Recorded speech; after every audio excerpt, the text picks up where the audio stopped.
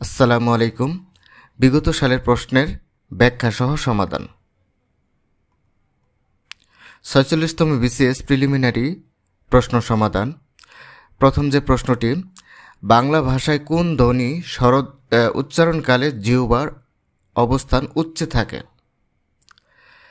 তাহলে দুইটা স্বরধ্বনি রস্বই এবং রস্যু স্বরধ্বনির অবস্থান উচ্চে থাকে, আর বাকি অপশনগুলা স্বরেয়া ধ্বনির অবস্থান সর্বনিম্ন থাকে এবং এ ধ্বনির অবস্থান নিম্ন মধ্য অবস্থানে থাকে, ও এর অবস্থানও নিম্ন মধ্যে থাকে। এখানে ব্যাখ্যা সহ দেওয়া হয়েছে যে রস্বই এবং রস্যু এর অবস্থান হইতেছে জিহ্বার অবস্থান অনুযায়ী উচ্চ, এ এবং ও এর জিহ্বার অবস্থান অনুযায়ী উচ্চ মধ্য, এ এবং অ এর অবস্থান নিম্ন মধ্য এবং আ এর অবস্থান একেবারে নিম্নে।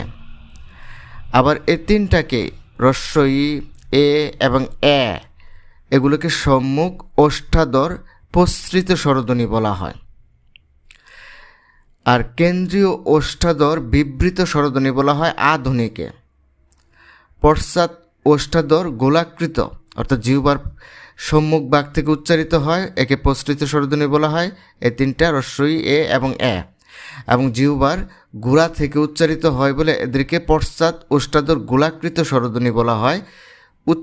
রস্যৌ, ও এবং অ, এবং ঠোঁটের ফাঁক বা হা অনুযায়ী এদেরকে আবার সংবৃত বিবৃত ভাগে ভাগ করা হয়েছে।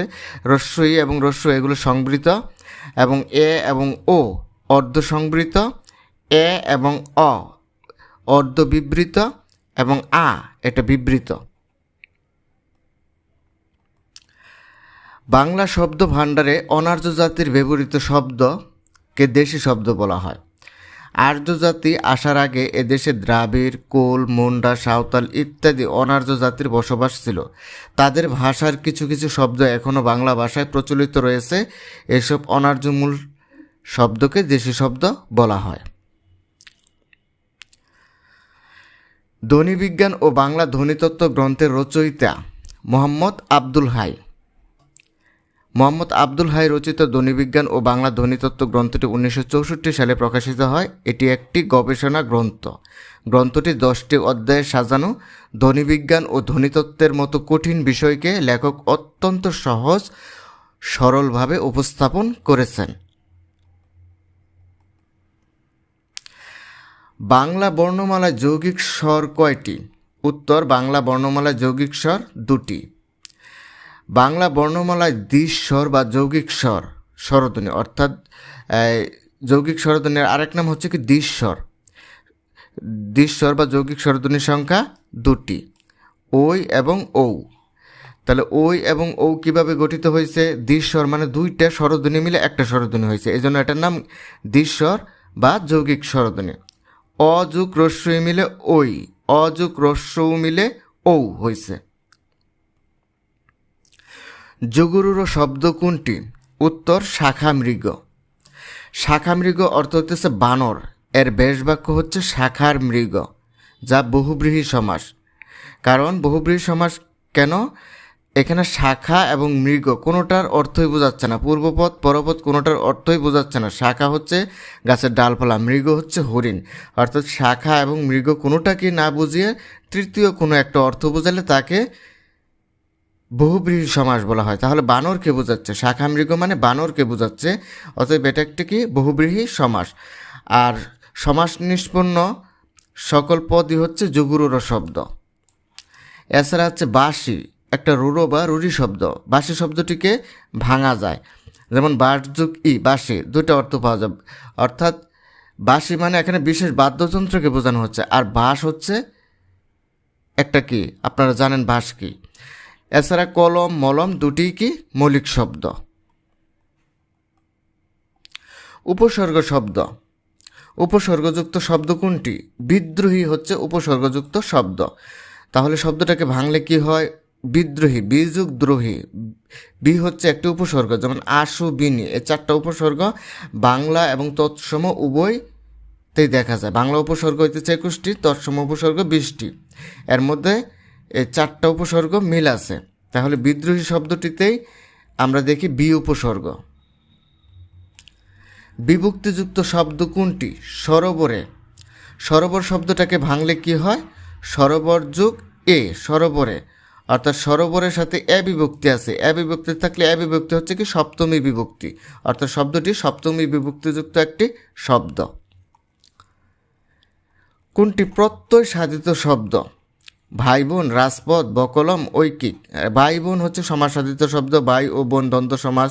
রাজপথ মানে পথের রাজা, এটা হচ্ছে কি ষষ্ঠী তৎপুরুষ সমাস। হ্যাঁ, তারপরে বকলম, বকলম হইতেছে কলমের সাথে আগে একটা ব, একটা কি আছে উপসর্গ আছে ব, ব হচ্ছে একটা ফার্সি উপসর্গ। হ্যাঁ, আর ঐকিক, ঐকিক শব্দটাকে ভাঙলে কি হয়? এক যুগ ইক, ঐকিক, এটা সংস্কৃত তদ্ধিত প্রত্যয় সাধিত একটি শব্দ।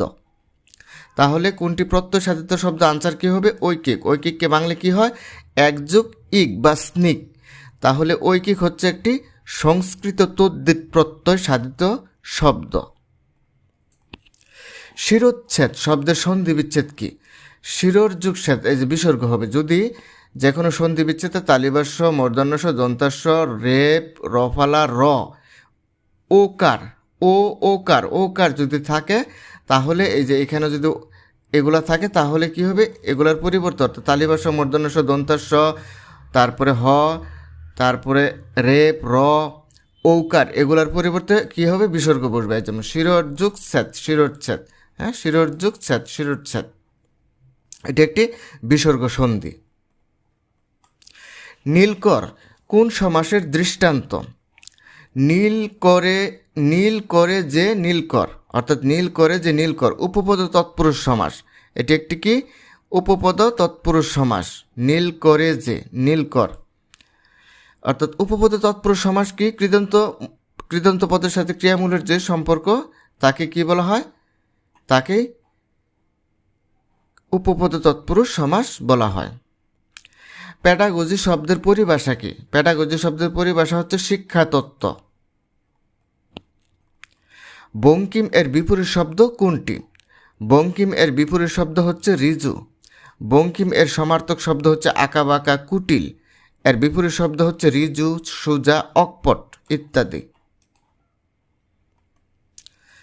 বাংলা একাডেমি প্রমিত বাংলা বানানের নিয়ম কত সালে প্রণীত হয়?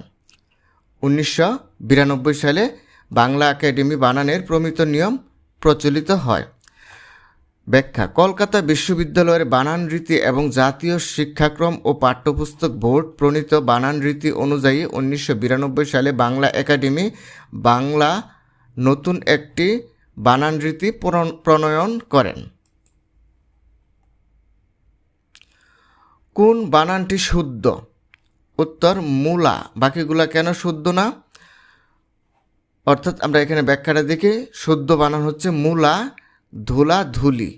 তাহলে এই যে ধুলা, যদি ধুলি এটা অশুদ্ধ শব্দ। হ্যাঁ, তাহলে মূলার শুদ্ধ শব্দ কি হবে? মূলো হবে না, কি হবে? মূলা। আর ধুলি হবে না, কি হবে? ধুলা অথবা ধুলি, এটা তিনটা। তাহলে বাংলা একাডেমির আধুনিক বাংলা অভিধান অনুসারে, তাহলে আধুনিক বাংলা অভিধানটি বাংলা একাডেমি প্রণীত অনুসারে মূলার কথ্যরূপ হলো কি? মূল। তাহলে মূল হচ্ছে কি? কথ্যরূপ। এজন্য এটি কি? মূলর কথ্যরূপ হচ্ছে কি? মূলার কথ্যরূপ হচ্ছে কি? মূল। অর্থাৎ কোন বানানটি শুদ্ধ? এটা হবে মূলা, এটা শুদ্ধ হবে। নদীর সমার্থক শব্দ কোনটি? নদীর সমার্থক শব্দ হচ্ছে তটিনী। নদীর সমার্থক শব্দ তটিনী, স্রোতস্বিনী, নির্ঝরিণী, নির্ঝর অর্থ পাহাড় থেকে প্রবাহিত জলধারা বা ঝর্ণা। সিন্ধু অর্থ সমুদ্র। ঢেউ এর সমার্থক শব্দ কল্লোল, হিল্লোল। চর্যাপদের কবিরা ছিলেন সহজ জ্ঞানী বৌদ্ধ, অর্থাৎ সহজানী বৌদ্ধ। গৌতম বুদ্ধের মৃত্যুর পর বৌদ্ধ ধর্ম হীনযান ও মহাযান নামে দুই দলে বিভক্ত হয়ে যায়। মহাযান সম্প্রদায় দুই ভাবে বিভক্ত, বজ্রযান ও সহযান। সহযান বৌদ্ধ সম্প্রদায়ের সাধনার সঙ্গীত হলো চর্যাপদ, অর্থাৎ সহযানপন্থীদের সাধন সঙ্গীত হলো চর্যাপদ। চর্যাপদে সহজিয়াদের সাধনতত্ত্ব বিবৃত হয়েছে। শূন্য পুরাণের রচয়িতাকে? উত্তর রামাই পণ্ডিত। রামাই পণ্ডিত রচিত শূন্য পুরাণ কোন ধরনের গ্রন্থ? এটা শাস্ত্র গ্রন্থ। এর ত্রয়োদশ শতাব্দীতে রচিত হয়। এটি ত্রয়োদশ শতাব্দীতে রচিত হয়। এর মোট অধ্যায় সংখ্যা 51টি। প্রথম 5টি অধ্যায় সৃষ্টি তত্ত্ব সম্বন্ধে, পরের 46টি অধ্যায় ধর্মপূজার রীতিনীতি এখানে বর্ণিত হয়েছে। বাংলা সাহিত্যের ইতিহাসে কাকিল্যা গ্রাম কেন উল্লেখযোগ্য? শ্রীকৃষ্ণ কীর্তন কাব্যের প্রাপ্তিস্থান। 1909 সালে ইংরেজি বাংলা 1316 বঙ্গাব্দে কলকাতা বিশ্ববিদ্যালয়ের বাংলা বিভাগের অধ্যাপক শ্রী বসন্ত রঞ্জন রায়, উপাধি হচ্ছে কি বিদ্যুৎ বল্লভ, পশ্চিমবঙ্গের বাঁকুড়া জেলার বনবিষ্ণুপুরের কাকিল্যা গ্রামের এক গৃহস্থ বাড়ির গোয়াল ঘরের টিনের চালার নিচ থেকে শ্রীকৃষ্ণ কীর্তন কাব্য উদ্ধার করা হয়। তাহলে গোয়াল ঘর থেকে উদ্ধার করছে। হ্যাঁ, গ্রামের নাম কি? বাঁকুড়া জেলার বনবিষ্ণুপুরের কাকিল্যা গ্রাম। কে উদ্ধার করেন? বসন্ত রঞ্জন রায়, উপাধি কি? বিদ্যুৎ বল্লভ। তিনি কি? কলকাতা বিশ্ববিদ্যালয়ের বাংলা বিভাগের অধ্যাপক। কত সালে? 1909 সালে। বাংলা হচ্ছে 1316 বঙ্গাব্দে। যেসবে বঙ্গের জন্মে হিংসে বঙ্গবাণী, সেসব কাহার জন্ম নির্ণয় ন জানি। কবিতাটি কোন অংশের অন্তর্ভুক্ত? উত্তর নূরনামা।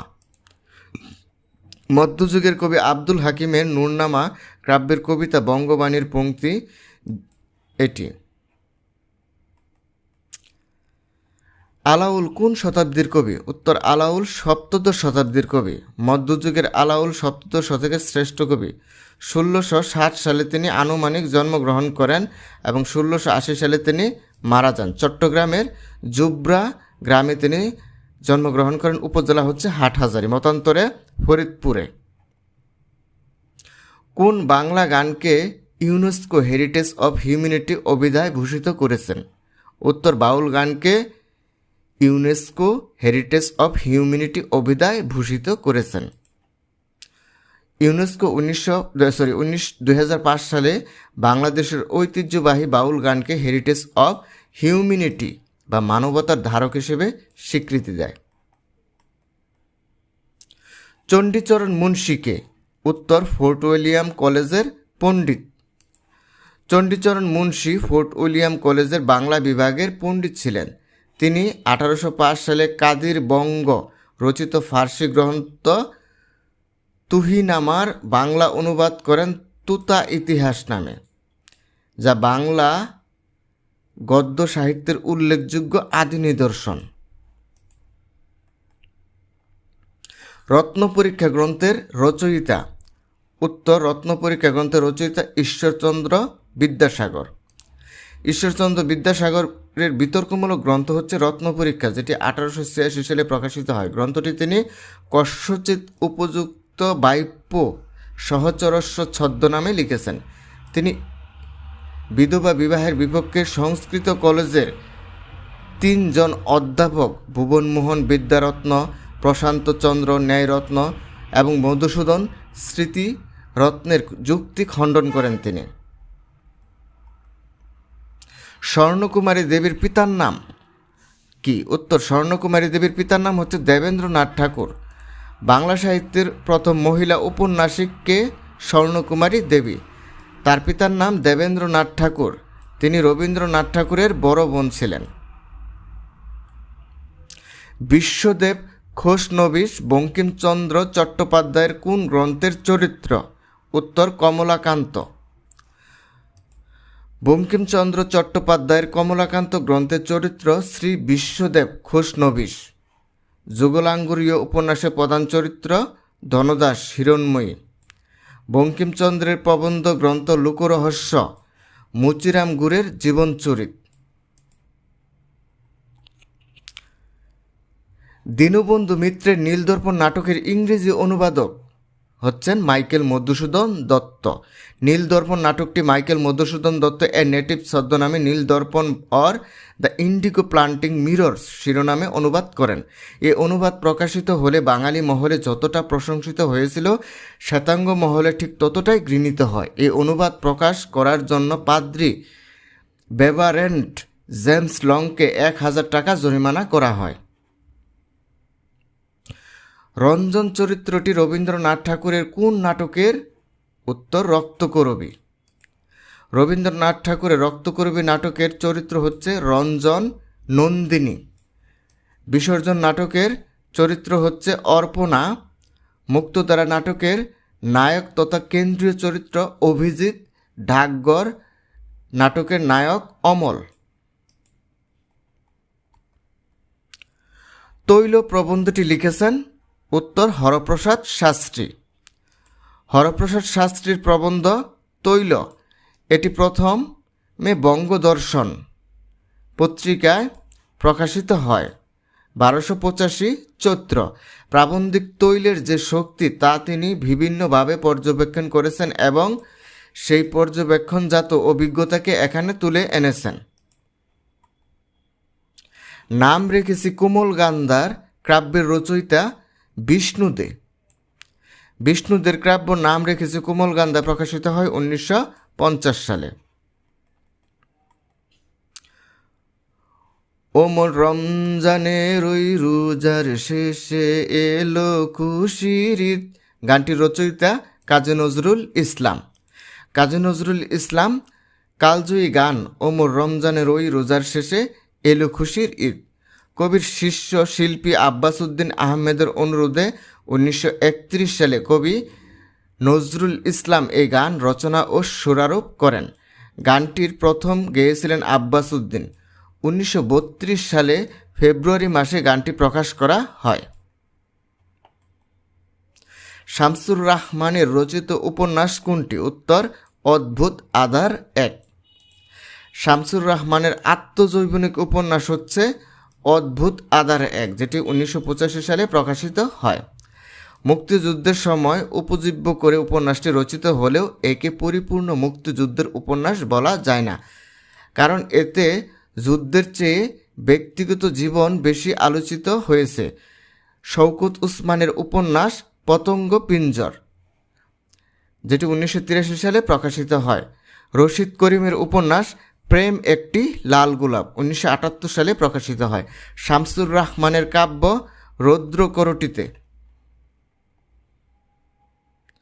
রৌদ্রকরটিতে যেটি 1963 সালে প্রকাশিত হয়।